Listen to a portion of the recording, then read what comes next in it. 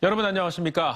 형사처벌을 받지 않는 만 14세 미만 촉법 소년들을 내세워 조직적으로 금은방에서 금품을 훔친 일당이 경찰에 붙잡혔습니다. 가출 청소년들을 범행에 끌어들였는데 경찰에 붙잡히더라도 자신이 촉법 소년임을 강력히 주장하고 진술을 거부하라고 교육하기도 했습니다. 조형준 기자의 보도입니다.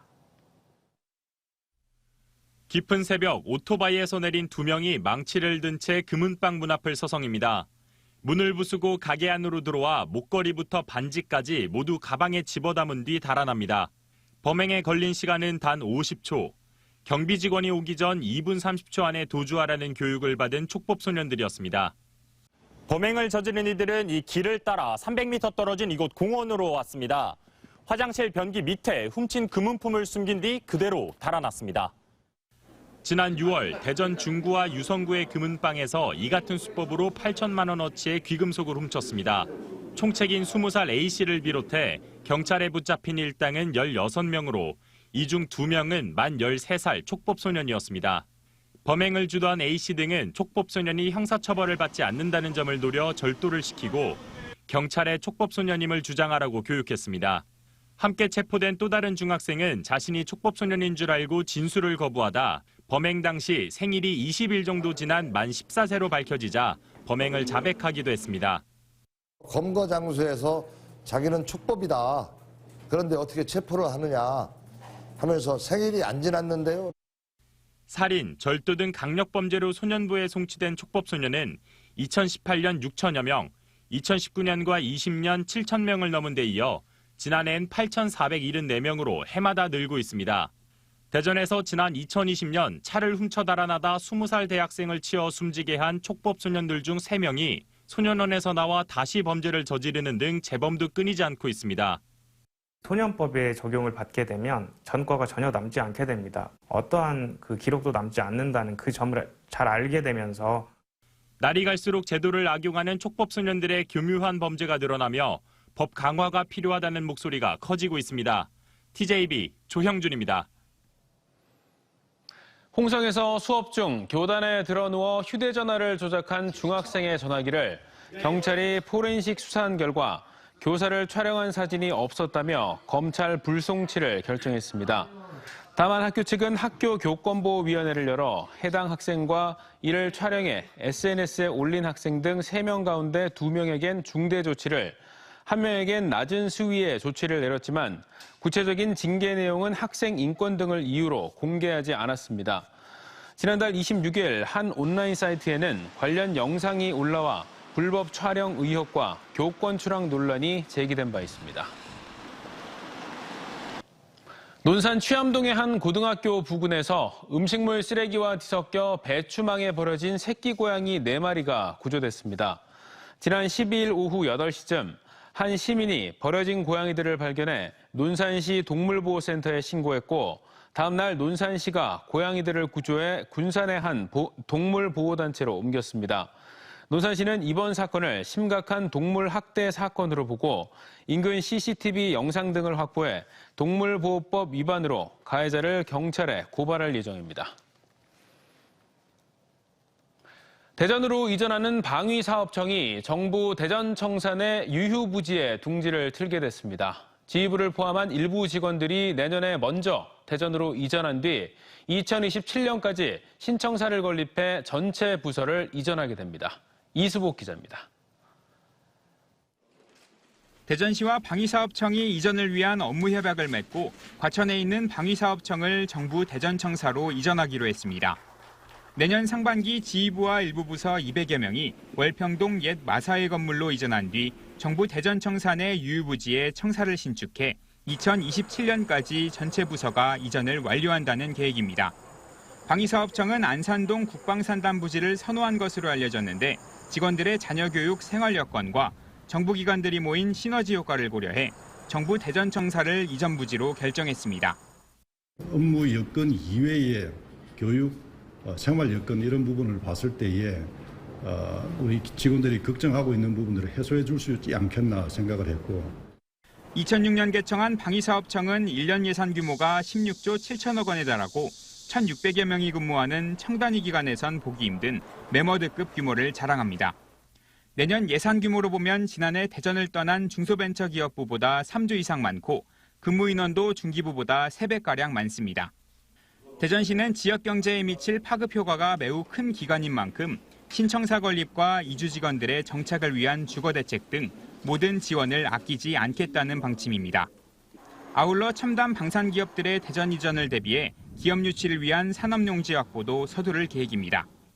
조기에 산업용지 확보해서 대한민국 최고의 방위 산업 업체들이 대전의 웅지를 틀고 세계로 비약할 수 있도록 국방산업 컨트롤타워인 방위사업청의 대전 이전을 계기로 국방과학연구소와 국방신뢰성센터 등 최고의 국방 R&D 인프라를 갖춘 대전이 명실상부한 국방산업의 핵심 도시로 도약할 절호의 기회를 맞이하게 됐습니다. TJB 이수복입니다. 앞서 보셨던 것처럼 방위사업청 대전 이전이 빠른 속도로 진행되고 있습니다. 대전 발전의 새로운 전기가 될 수 있을 것으로 기대되는데요. 이장우 대전시장 모시고 대전의 둥지를 트는 방위사업청 이전에 대해 자세한 얘기 나눠보겠습니다. 시장님, 어서 오십시오. 안녕하십니까.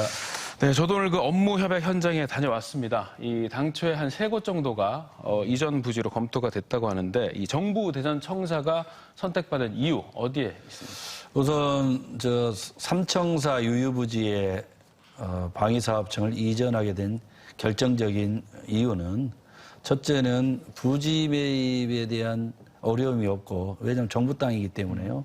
그리고 내년에 바로 설계에 착수할 수 있고 또 세 번째는 정부 기관들이 입주해 있기 때문에 협업에 유리한 점이 있고 또 네 번째는 방사청에 근무하는 1,600명의 직원들이 결국 교육 문제, 그리고 주거 문제, 교통 문제, 또 나아가서 문화, 예술, 또 체육에 대한 여가 문제, 이런 것들이 복합적으로 가장 인프라가 잘 구성되어 있기 때문에 여기를 최종적으로 선택을 하게 됐습니다.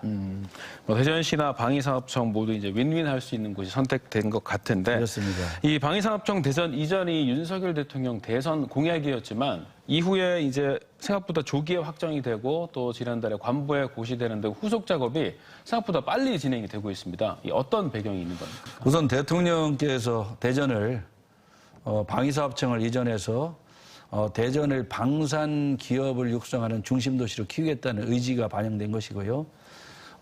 대통령 공약이고 제 시장 때 공약이었기 때문에 제가 7월 6일 날 대통령께서 항우연에 오셨을 때 TF팀하고 내년에 설계비를 반영을 요청드렸는데 대통령께서 즉시 화답해 주셔서 방사청을 조기에 이전한 지시를 있었고 또 대통령께서 직접 예산을 210억까지 해주시면서 급물살을 탔습니다. 그래서 방위사업청하고 저희 대전시하고 긴밀한 협력을 해서 오늘 협약을 체결했고 또 후속 조치로 내년도에 TF팀이 상반기에 한 300여 명 가까이 대전으로 1차 내려오게 됐습니다.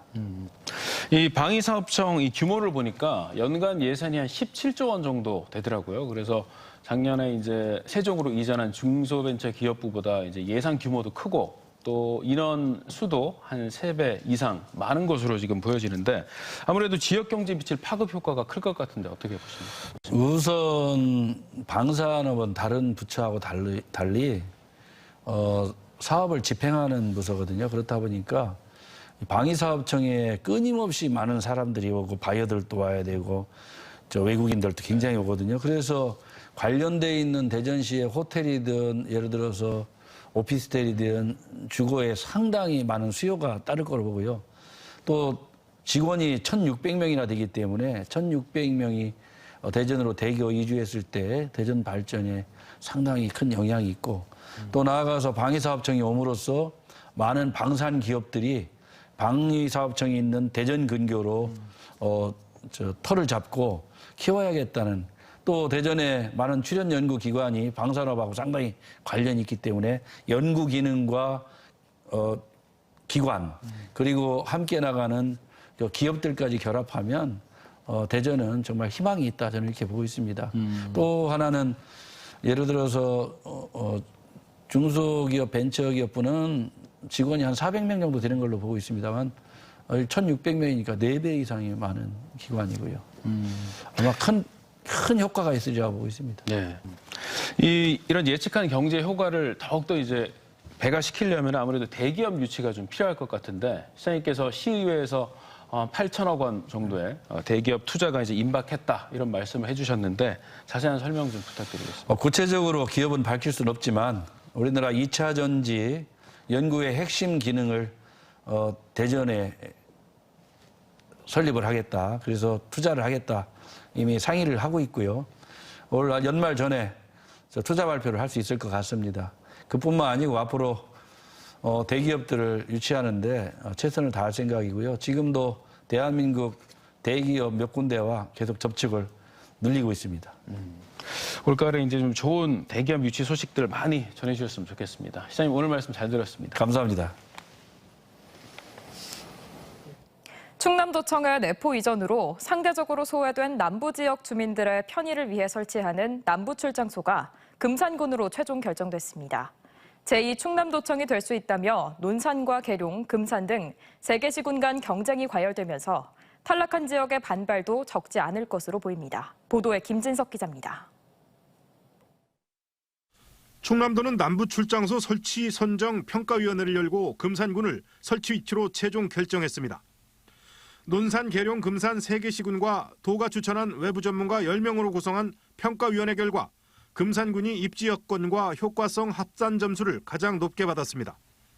평가위원회는 금산군이 3개 시군의 접근성 강화를 위해 설치 위치를 진산면에 있는 행복누리센터로 제시한 점을 주목했습니다. 금산군은 복합 문화휴양단지 조성과 인삼 등 특산물을 이용한 군납식품 개발, 남북권 균형발전 협력체계 추진 계획 등 미래 발전 전략을 도에 제시했습니다. 금산 지역 주민들이 소외감을 좀 다소 해소할 수 있다는 이런 효과를 좀 얻을 수가 있겠고요. 이 정도 기구로도 지역 발전에 큰 역할을 할 수 있다고 저는 생각을 하고 있습니다. 이번 위치 확정에 따라 도는 진산면에 남부 민원 지원센터를 우선 마련하고 내년 1월 정식 개청과 함께 본격 가동하는데 민원 지원과, 국방협력과, 인삼약초 3개학과 등 3개과 12명이 근무합니다. 그동안 논산과 계룡, 금산 3개 시군은 제2도청 입지라는 상징성 때문에 치열한 출장소 유치전을 벌여왔습니다. 이에 따라 후보지 결정 후 탈락한 지역을 중심으로 반발로 인한 후유증이 우려됩니다. 도청의 내포 신도시 이전으로 소외감이 커지고 있는 데다 지역 발전이 정체되어 있는 만큼 충남도는 남부 지역 균형 발전 전략을 새롭게 제시해야 하는 과제를 안게 될 전망입니다. TJB 김진석입니다. 한국형 발사체와 첫 달 탐사선 성공 이후 우주산업은 이제 한국의 미래라고 할 수 있습니다. 정부가 우주산업 클러스터 계획을 세우면서 대전이 빠졌다 다시 포함되는 우여곡절을 겪기도 했는데요. 과연 앞으로 어떤 역할을 할지 논의하는 토론회가 열렸는데 대전을 모판으로 싹을 틔워야 다른 삼각축인 경남, 전남이 꽃을 피울 수 있다는 데 의견을 같이 했습니다. 서울방송센터 이선학 기자가 보도합니다. 연이은 성공에 고무된 정부는 우주개발 주체를 국가에서 민간으로 전환하는 우주산업 클러스터 계획을 발표했습니다. 대전은 연구개발, 경남 사천은 위성산업, 전남 고흥은 발사체 산업을 담당하는 삼각체제로 민간 우주개발을 추진한다는 건데 2031년까지 1조 원 이상의 예산이 투입됩니다. 대전은 국내 우주 관련 연구기관 13개가 있고 관련 기업은 64개, 우주산업 참여대학도 3개가 있어 명실상부한 우주산업 중심 도시입니다. 우주 클러스터의 방향을 모색하는 토론회에서 참석자들은 우주산업은 무엇보다 연구 역량이 집중되어야 하는 만큼 대전을 중심축으로 기술과 인력, 투자를 집중하는 게 필요하다고 밝혔습니다. 현재 기술과 인력과 자금을 집중할 수 있느냐, 그리고 기술 혁신을 해낼 수 있느냐인데 대전이라고 하는 곳이 가지고 있는 그다음에 항우연, 그 외에 전자통신연구원, ADD까지 포함해서 그다음에 카이스도 있고 이런 것들을 최대한 활용할 수 있어야 됩니다.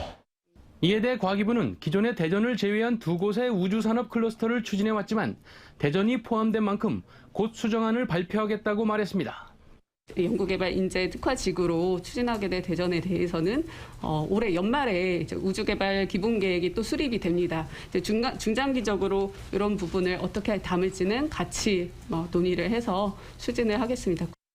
토론회를 주최한 민주당 조승래 의원은 대전이 모판이 돼서 우주산업의 싹을 틔운 뒤 경남과 전남을 연결시키면 지역 간 경쟁이 아닌 대한민국 우주산업의 미래를 함께 설계할 수 있다고 강조했습니다.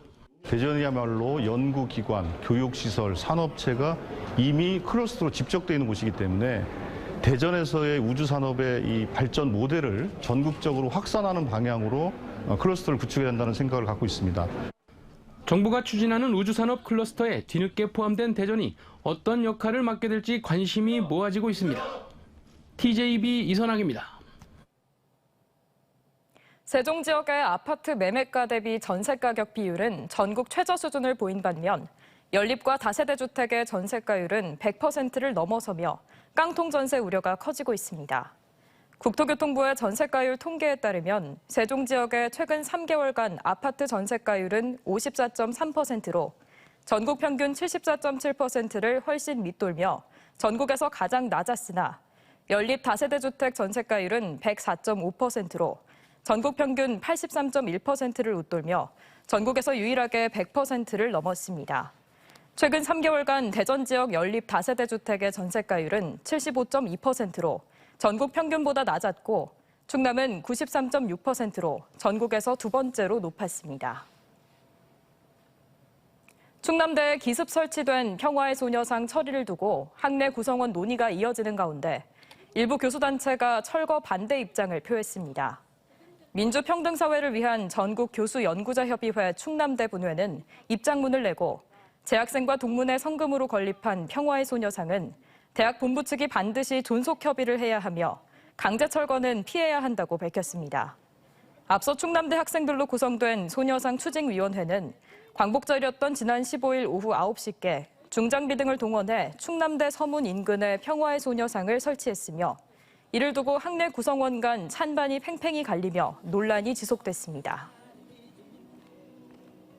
제10회 자원봉사 어울림 한마당 행사가 대전 지역 자원봉사자 800여 명이 모인 가운데 대전 한밭체육관에서 열려 우수 봉사자에 대한 표창 수여 등이 이어졌습니다.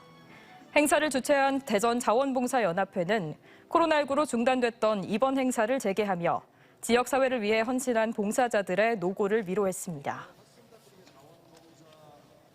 오늘 새벽 1시 30분쯤 세종시 금남면 당진 영덕고속도로 당진 방향 남세종 나들목 인근에서 27살 박모 씨가 몰던 승용차가 갓길 방호벽을 들이받았습니다.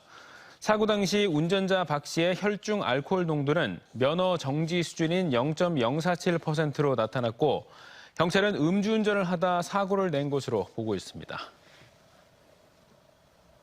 오늘 새벽 5시 15분쯤 천안시 동남구 사직동 중앙시장에서 불이 나 상가 2개 동 약 600여 제곱미터를 태워 1억 9천만 원의 재산 피해를 낸 뒤 1시간 20여 분 만에 꺼졌습니다. 이 불로 80살 여성 1명이 얼굴에 화상을 입고 병원으로 옮겨졌으며 경찰과 소방당국은 CCTV 감식을 통해 화재 원인을 정밀 조사하고 있습니다. 대전교육청을 비롯해 전국 17개 시도교육청이 공동 주관하는 제12회 전국 상업경진대회가 대전 컨벤션센터에서 개회식을 갖고 오는 17일까지 이어집니다. 전국 상업경진대회는 전국의 상업정보 분야 특성화고 학생들의 기능 경연대회로 지난 5월 각 시도에서 개최한 지방대회에서 우수한 성적으로 입상한 학생들이 16개의 종목에서 1,571명이 참가했습니다. 이 대회는 최근 2년간 코로나로 대회를 취소하거나 최소화해 온 오프라인으로 진행됐는데 3년 만에 모든 종목이 정상 개최됩니다.